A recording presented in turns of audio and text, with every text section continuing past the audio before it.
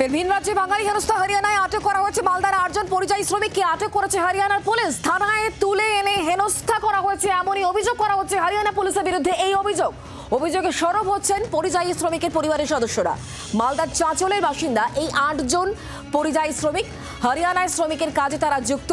গত রবিবার হঠাৎই পুলিশ ভাড়া বাড়িতে তল্লাশি চালায়।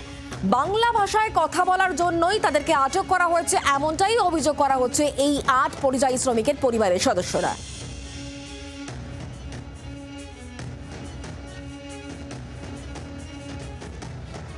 আমার কাকুকে রবিবারের দিন আমার কাকু রুমে বসেছিল, তারপরে পুলিশের গাড়ি এসে রুমে ঢুকে গেছে। ঢুকে বলছে আমার কাকুকে চলো তোমাকে যেতে হবে এখান থেকে। কি অপরাধ আপনার কাকু? আমার কাকুর অপরাধ এই বাংলা কথা বলেছে, তার জন্য আমরা চাইছি যেন আমার কাকু ভালো ভালো যেন ফিরে আসে। বাংলার পর অত্যাচার, পরিযায়ী শ্রমিকের পর অত্যাচার, বাংলা ভাষীদের পর অত্যাচার, এটা আমরা মানবো না। এটা আপনাদের মধ্য দিয়ে জানাতে চাই, আমাদের অতি সত্বর যেন ওদেরকে ছাড়া হোক, আর না হলে পরে আমরা আগামী দিনে বৃহত্তর আন্দোলনে নামবো।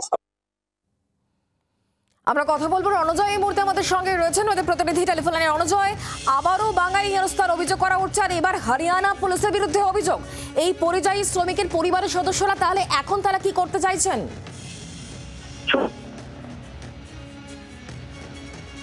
হ্যাঁ রণজয়, বলো।